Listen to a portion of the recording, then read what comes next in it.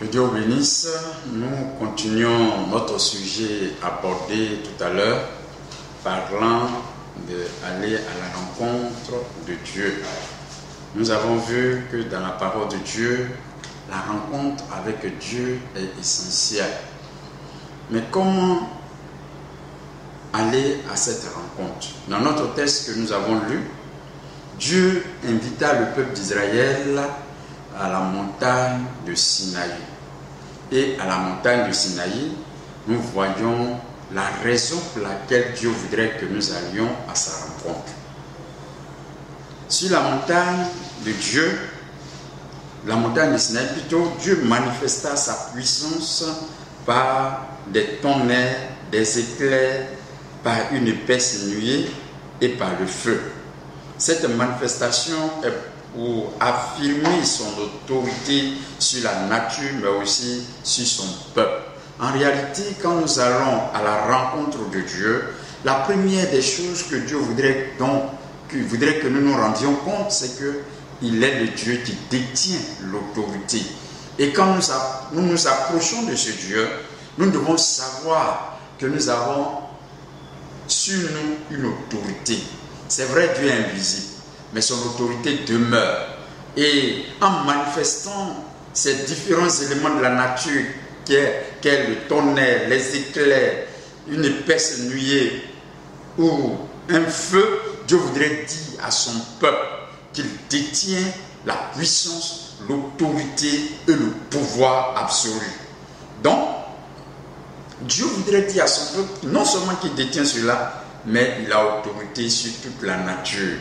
Quand nous lisons Jérémie 40, verset 21 à 22, verset 25 à 26, Dieu dit à son peuple que tout pouvoir est à lui.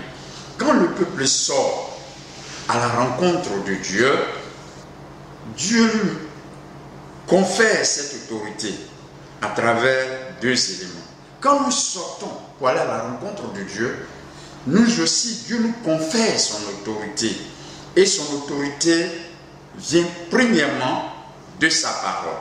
Si nous voulons avoir l'autorité de Dieu, il nous faut la parole de Dieu. Car la parole de Dieu a autorité sur la vie de l'homme. La parole de Dieu a autorité sur la vie de l'homme. Oh, plusieurs rejettent la parole de Dieu. Mais si nous voulons connaître Dieu et aller à sa rencontre de manière personnelle, nous devons étudier la parole de Dieu. Car la parole de Dieu a autorité sur la vie de l'homme, sur la vie du peuple de Dieu. Et c'est cette parole qui a tout créé. Oh, l'existence humaine, l'existence de la nature est le fruit de la parole. Dans Jean chapitre 1, à partir du verset 1 à 5, Jean pouvait dire que la parole est de Dieu. La parole vient de Dieu. Et cette parole, c'est elle qui a tout créé. Tout ce qui existe a été créé par Dieu. Quand nous lisons dans Genèse chapitre 1, verset 1, au commencement Dieu, et Dieu créa. Donc, au commencement était Dieu. Et c'est la parole de Dieu qui créa. Dieu dit, et la chose arrive. Donc, si nous voulons avoir autorité, il nous faut cette parole de Dieu. Il faut méditer la parole de Dieu. Il faut la connaître. Il faut l'étudier. Et elle aura autorité sur notre vie, car c'est elle qui a tout créé. Et c'est par cette parole que les hommes parviendront à la connaissance de Dieu. C'est par cette parole que les hommes connaîtront la guérison spirituelle et physique. 2 Timothée 3, verset 16, 2 Pierre 1, verset 20 à 21, nous voyons dans tous ces textes que la parole de Dieu a autorité. Elle a autorité sur notre vie et elle a autorité sur la vie du peuple de Dieu. Donc si nous allons à la rencontre de Dieu, Dieu va nous donner cette autorité à travers sa parole. Le deuxième élément que nous pouvons retenir, si nous allons à la rencontre de Dieu, comment Dieu nous confère cette autorité? Il le confère deuxièmement par la plénitude du Saint-Esprit. Dieu confère son autorité à son peuple ou à un individu par le revêtement de la plénitude du Saint-Esprit. Dans Acte 1, verset 8, Jésus pouvait dire à ses disciples, restez à Jérusalem jusqu'à ce que vous receviez ce qui vous a été promis. Le Saint-Esprit survenant sur vous et vous serez revêtus de cette puissance afin d'être des témoins de Dieu. Oui, vous recevrez une puissance de Jésus pour accomplir les projets de Dieu. Si nous voulons avoir l'autorité d'accomplir le plan de Dieu, le projet de Dieu, c'est d'être revêtus du Saint-Esprit. Et quand nous le sommes, premièrement, quand nous sommes revêtus du Saint-Esprit, premièrement, l'autorité nous vient par l'annonce de l'Évangile avec assurance et opérer des prodiges.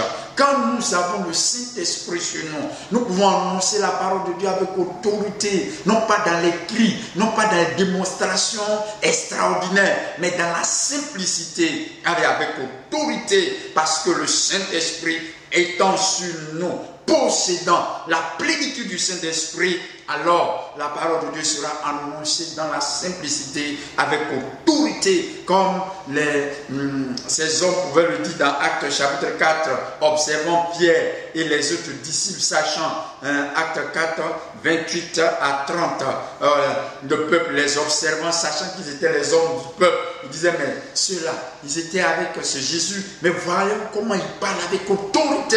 Nous pouvons parler avec autorité, annoncer la parole de Dieu avec autorité, si nous sommes revêtus de la puissance du Saint-Esprit.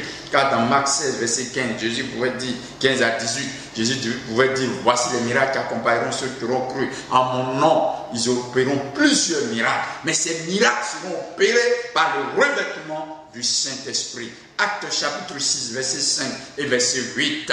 Les apôtres accomplissaient beaucoup de miracles parce qu'ils avaient l'autorité du Saint-Esprit. Deuxième élément, renverser Satan et son royaume par l'autorité du Saint-Esprit. Oui, si nous allons à la rencontre de Dieu et que nous sommes revêtus de la puissance du Saint-Esprit, nous allons renverser le royaume de Satan et son autorité par le Saint-Esprit.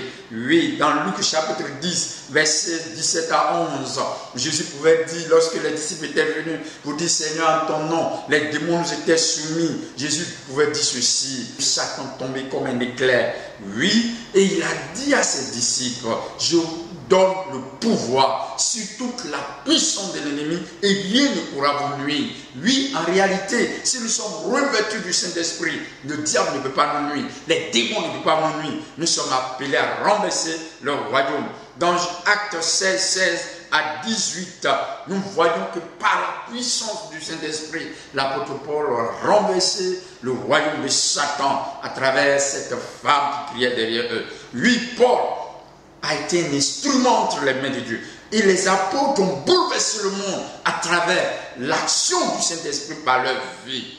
Troisièmement, si nous sommes revêtus du Saint-Esprit, nous allons exercer l'autorité de Dieu à travers les dons spirituels. Oui, les dons spirituels révèlent l'autorité de Dieu, car à travers les dons, le don de discernement, le don de la parole de connaissance, les dons spirituels dans leur diversité révèlent l'autorité de Dieu. Quand nous lisons dans 1 Corinthiens chapitre 12, nous avons là les dons explicitement cités et leur rôle dans la vie du croyant et dans le peuple de Dieu. Frère, allons à la rencontre de Dieu pour que Dieu nous confère aussi cette autorité afin d'être des témoins efficaces pour réaliser le projet de Dieu. Que Dieu soit béni. Amen.